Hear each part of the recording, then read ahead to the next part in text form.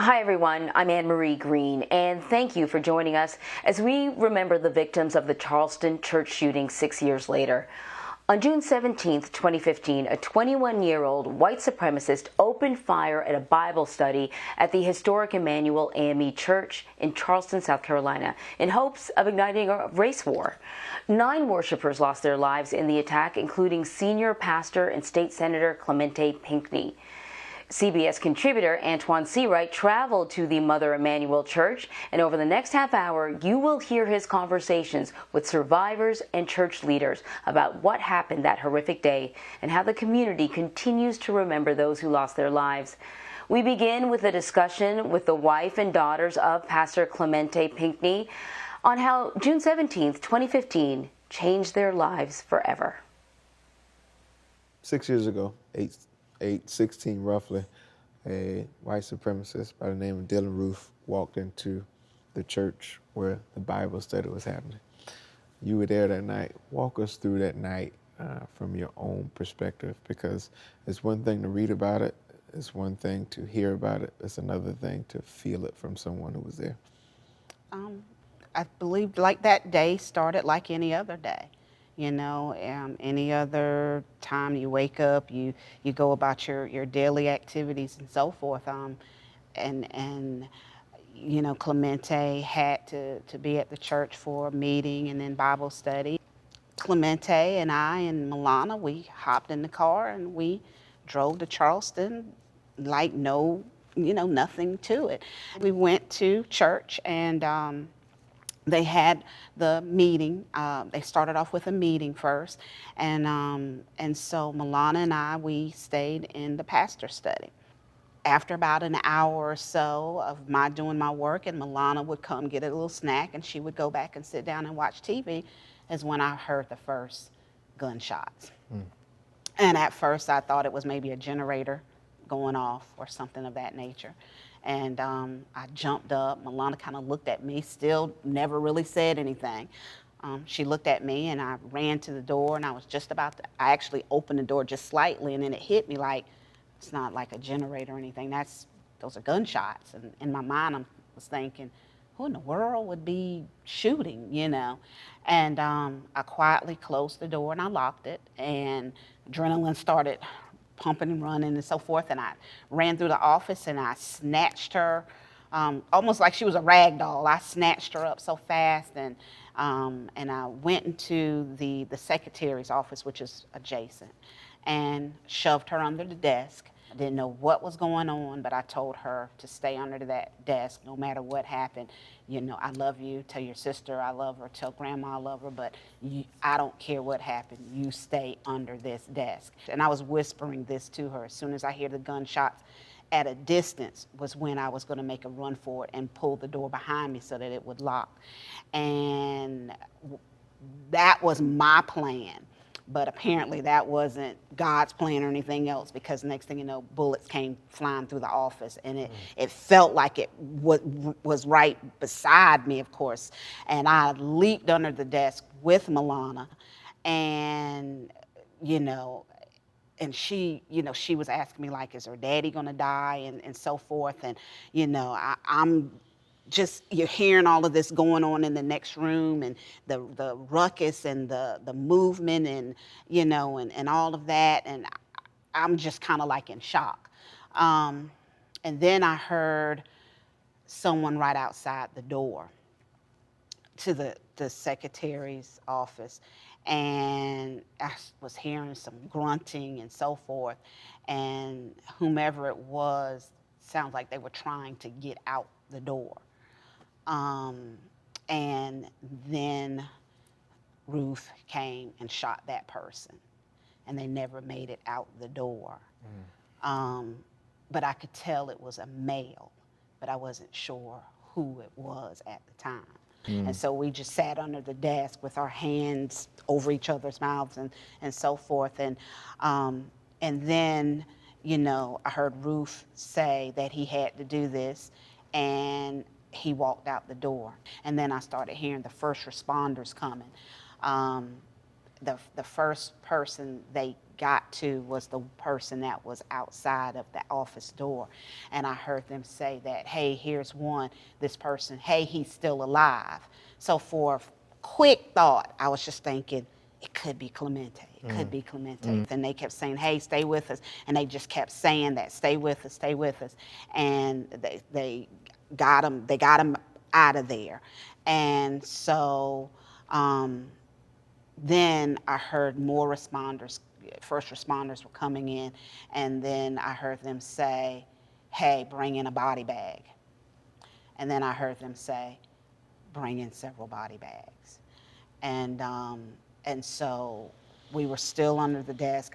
At this point in time, I'm like, hey, you know, the first responders are here. We should be able to leave. And they were like, do not leave. Do not get from under this desk. Well, of course, I realized later, you know, if I would have just walked out there, they probably would have shot us because they wouldn't have known. But we stayed, and then I guess they eventually told the first responders there's 2 people in that office. When they walked in, they had guns drawn, they had the flashlights pointing, and so of course they put everything down there. I heard them say, we've got them. And Milan and I got from under the desk, and the officer told Milana that we're gonna play a little game. And they were like, I'm gonna pick you up and I want you to put your head right into my shoulder, close your eyes as tight as you can, and we're gonna go for a little run. And so she did exactly what they told her to do. And once she put her head down and closed her eyes, put her head down, they ran up out of there as fast as they could. So Milana, you know, she didn't see anything. And of course, when it was time for me to walk out, you know, there was pools of blood, ceiling, walls, floor. It was a sight I'll never forget for the rest of my life.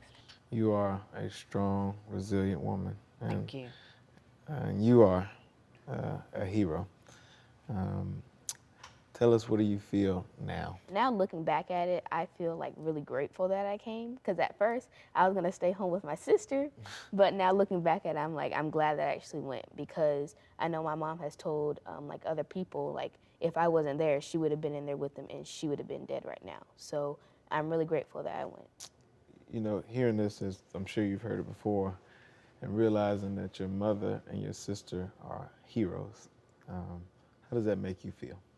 It makes me feel really proud. My mom and my sister have always been more of the reserved ones out of our family. They would never in a million years think that they would be here talking to you, telling people their story and living out their testimony, and the thought that what they have to say could inspire hundreds and thousands of people across the world. Ms. Jennifer, so many people around the world called you the modern day Coretta Scott King. A lot has changed in 6 years. How are you doing? And tell us about you. Well, it's 6 years later, and you know, I still have my ups and downs. You know, I still can remember that day like it was yesterday. You know, I've had to become not only just mom, but dad as well. We've come together and we've worked hard and so forth. And, you know, my main focus has always been the girls and continuing with the dreams that Clemente and I had for the girls and so forth. You know, I've spoken to several people, and while a lot of things may have changed, unfortunately, some things have remained the same. And in some cases, have gotten worse in this environment. We see events happening all across the country almost weekly now or daily now. What does that say from your perspective about where we are, where we need to be, and where we essentially have to go if we want this country to be better?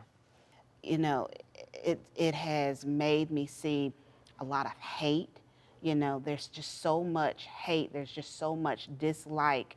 And I'm like, you know, we all have to get along. We all get up, we all put our pants on one leg at a time, you know, our blood is all red, you know, and so forth. And so we need to learn to accept each other's differences.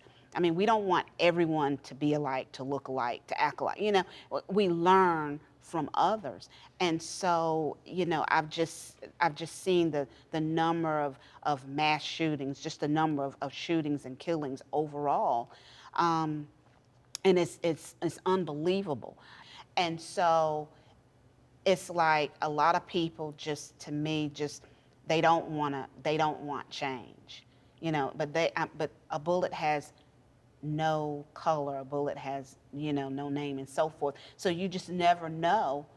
It could wind up being a family member of yours. It's like, you know, a coworker of mine, we were talking, and it's like, well, you're not safe at church. And then we just kept going on, well, you're not safe at a concert, you're not safe in a movie theater, you're not safe at Walmart. And it's just like, you're not safe at school. And it's just like the list just kept growing and growing and growing. And it's just like, when is it gonna end? I don't even know what the answer is, because there's just so much hate out there. Have you been frustrated by the lack of change between now and 6 years ago? And what changes you hope to see in your lifetime from 6 years ago to now to wherever you may end up? I have most definitely been frustrated by the lack of change, but I think I'm very hopeful based off of the fact that I grew up in a generation that the beginning of our generation was born at 9/11. And through our lifetime, we have lived through 9/11. We've lived through school shootings. We've lived through the Emanuel 9. We've lived through Orlando shootings. We've lived through Walmart shootings. Like, we see all of this happening in real time in every state. Everybody knows somebody. And if you don't know somebody, you pull out your phone and you see it happening. And I have so much hope that by the time my generation, now we're starting to vote. Half of my friends are able to vote this year. So we are literally in charge of changing our future. So over the last 6 years, no, there hasn't been as much change as I would like to see. But maybe that's because the people who are in charge of making change are just now becoming in control of our own future and in control of our own lives. Ms. Jennifer, we talk about change, we talk about hope, love, and future. What do you hope, or what is your message to decision makers at this point? Now here we are 6 years later.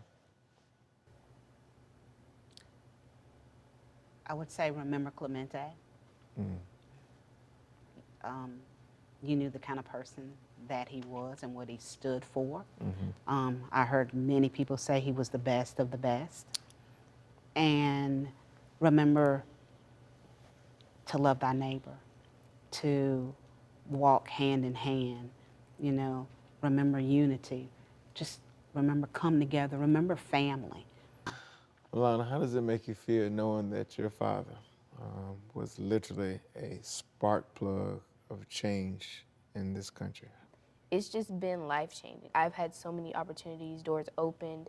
Like, I've had so many amazing things happen to me just because of this. So I'm not thankful. I do give my gratitude, because without this, I don't know where I would be today. And I'm just really thankful for that part. When the ink dries on the pages of history about this first little rough draft of history called the American Experiment, what do you hope the world will remember you by? I hope to be remembered as the daughter of Clemente Pinckney, who carried on his legacy but amplified it by 100. I want to do what he was doing for South Carolina across the entire country, and I want to make change through social justice, through politics, through education, through the arts. Just I want to do it all, and I want to do it well. And I want to make sure that change happens before I lay down in my grave. You will be the glue that hold a lot of people together in this country for a very long time. What do you hope the world remembers about what happened 8:16 p.m. 6 years ago at Emanuel? What do I hope the world will remember about that day? That's to remember just people coming together,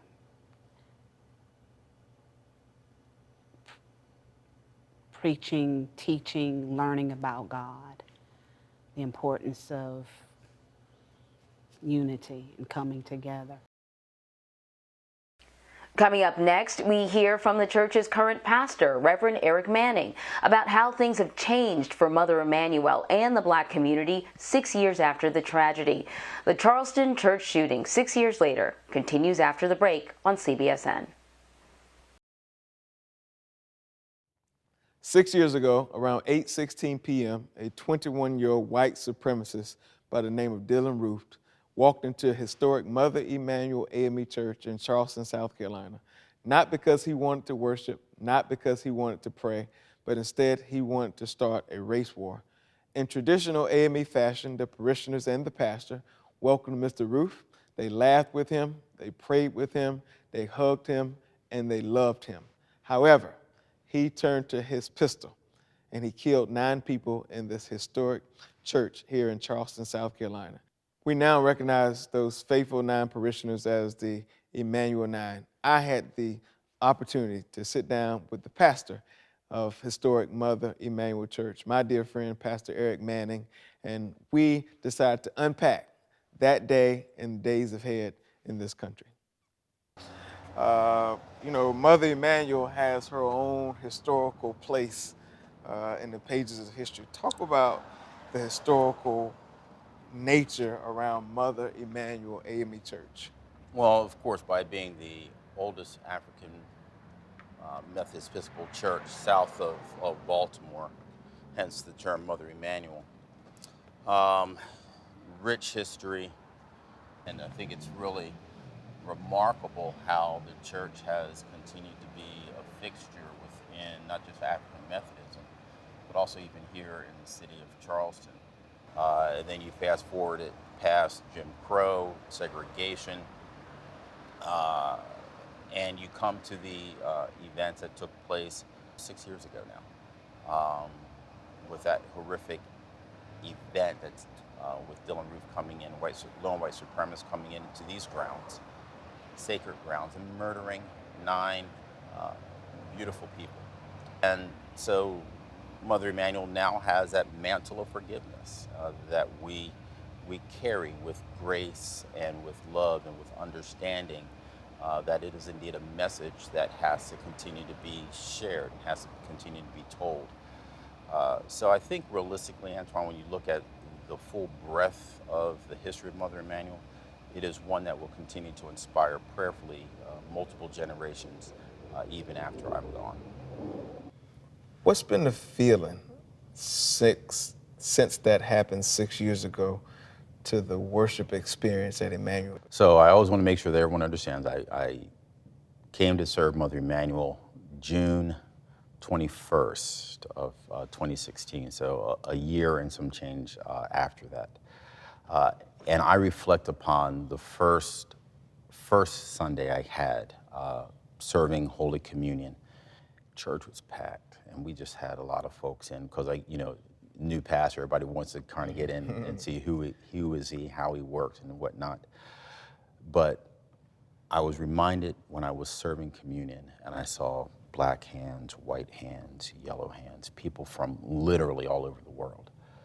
And for a moment, a tear began to trickle down because I thought this is what heaven is going to be like. And that sentiment has continued to resonate within my spirit, allowing me to know that even in the face of all of the political turmoil, even in still the systemic racism that we are continuing to deal with day in and day out, that there is a hope. But as I said before, while we were talking a few moments ago, the act of forgiveness. And one thing that I love so much about the memorial plan is that though you have the fellowship benches, you have the fountain with Emanuel 9 names on it, but in the back corner, there's a contemplation area. There's the cross that's there and a bench where people can contemplate their own acts of forgiveness. Right? Now, forgiveness doesn't necessarily ever excuse anyone for the act that they have done. You still have to, you still have the consequences for your actions. Same way as Dylan Roof. Forgiven, yes, but he has the consequences for his actions. But what forgiveness begins to say to us is that I'm no longer going to allow you to power over me. I'm going to release that. And if we can really get into, I would believe, if we can really help people usher into a season of forgiveness, then maybe we'll be in a better place. Pastor, I know we touched earlier on what was going on 6 years ago and what happened here at Mother Emanuel, but there was a lot going on in the entire ecosystem. You think about uprising in Ferguson, Missouri. It was just a few weeks prior to that Walter Scott, a black man, was shot and killed by a white cop here in Charleston, South Carolina. We now know from some of Dylan Roof's manifesto, he was radicalized under the name of white supremacists, wanted to create a race war. Talk about the environment from your perspective then and how the environment has changed one way or another from then to now. Yeah, so I think realistically, if I work backwards, the environment compared then to now, I think has actually gotten worse. It's almost as if white supremacists in that regard are emboldened. You think back a year ago, a little bit over a year ago with George Floyd. You think about all of the Black Lives Matter, the movement, bringing the awareness to systemic racism. You think about all of those things. And I realistically would, of course, deduce that it has not gotten better. It has progressively gotten worse. I pray that it will begin to change a little bit. I pray that we will begin to acknowledge people for being human beings, for being individuals, people created in the image of God. I pray that will happen. But when you have 4 years of unchecked rhetoric, 4 years of almost, I think people have used the term dog whistles in key terms, one group of people begin to become emboldened. And that's what we're seeing now. Pastor, as we sit here in these sacred seats, we know that when the black church leads, America succeeds. The black church has always had a front row seat in both watching history and shaping history. We know the AME Church has probably been leading in those seats. Talk about the role of the black church in helping shape and push us toward that more old perfect union that we read about in elementary school. It's interesting, Antjuan, that you would even raise that question. One thing that we have noticed with the Black Lives Matter movement, it's a young person's movement. And last year, even here in Charleston, as I shared with a lot of the protesters, and I marched with them, I walked with them and talked with them, and I shared with them that it is not my desire to get in the way. My desire is to help you along and provide any type of wisdom or guidance that we can. And just to be there to let them know that we have their back. Pastor, you mentioned earlier in our conversation that things have gotten progressively worse since 2015. You have keyboard thugs, what I call them, who are unapologetic about what they do online. You have some who actually put those things into action. And we've seen those things increase since 2015. But I still believe in hope. I still believe in love. I still believe in change. What do you feel is going to be the magic that will unlock hope, love, change, progress toward that more perfect union? Yeah, so I will give you my quick response for that. In churches, in our relationships with God, we have always had revivals. What we need in this country is a long-lasting revival, a return to understanding that we are all created in the image of God, a return to understanding that everyone has a voice and everyone's voice should be heard. And when we begin to meet each other on the basis of our humanity, and when we allow that revival to kick in, and say no longer is it going to be about political affiliation, no longer is it going to be about sound bites, no longer is it going to be about vain and empty tweets. It's going to be something about how can I help my neighbor, whomever my neighbor may be, how can I help ensure that he or she has a better life? How can I make sure that my children, my children's children, have a better life? We have to continue to speak out against racism, systemic racism, all of the acts of violence. And as we continue to do that, we then must hold on to the blessed assurance to know that we can make a difference and that we can impact the generation. So every morning when we wake up, it becomes a day of hope, it becomes a day of thanksgiving, and it becomes a day of reflection and doing the best that we can do to bring all of God's children together. And I think realistically, as I said before, some may say, well, Pastor, that's a pastorally response. And yeah, it is. But I believe that God has equipped us for such a time as this. With that, the AME Church says amen. Amen. Powerful conversations about a day that impacted so many. Dylan Roof remains in federal prison after being sentenced to death following convictions on dozens of federal hate and murder charges stemming from the shooting. So for more on this story or any other news, you can go to cbsnews.com or download the CBS News app. I'm Anne-Marie Green, and thank you so much for joining us as we remembered the Charleston Church shooting 6 years later.